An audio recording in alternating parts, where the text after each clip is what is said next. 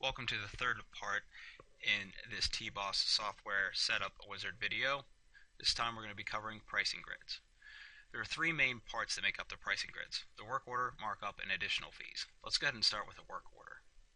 As you can see here, we already have some work order pricing grids in there, but for the sake of the video and getting you familiar with the software, we're going to go ahead and create our own work order grid. I'm just going to go ahead and put in default screen printing, and the category is going to be screen printing or screen print. In the type, I'm just going to put a color type in, and I'm going to save. Now, as you can see here, it's been added to the other pricing grids, and as you can see here, we do have it added. Now I'm going to come back to this in just a moment, and we can make it look like this. So you can see here you have the quantity, the different colors. You can delete, you can add and edit the columns as well.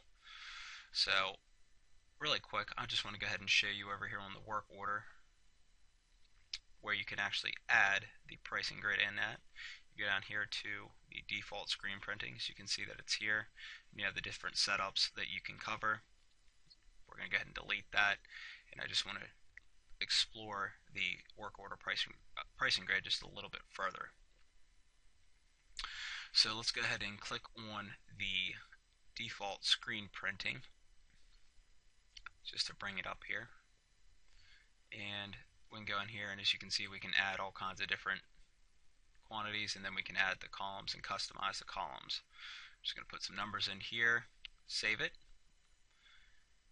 We're going to go ahead and open it back up, and as you can see, the columns are now in there, and then obviously you can go back through and customize the quantities and add the pricing amounts.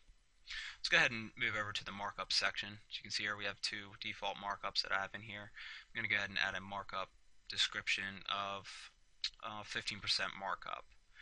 And for the category, I mean, you can place what you want to put in for the category, but I'm just going to put it's 50% markup for additional costs associated with the job.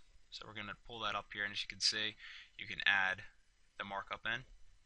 It should be 15%, and then you can choose a flat rate, or you could actually go with the percentage of whatever the actual total job amount is. And we're going to go ahead and save this, and we'll close out here of the markup grids, just to get familiar with the software, just to really get in there and play around with it. So now we have the additional fees. We have the general setup and the screen charge, and as you can see here, you can apply it to all orders, or you can apply it for a certain order. You can also go up here and add an additional fee. I'm just going to go ahead and type in a default fee or charge fee here, and type in whatever price you want to plug in there. And you can apply that to all orders, or just apply it to a single order. But now you are familiar with the pricing grid and the three components: the work order, markup, and additional fees.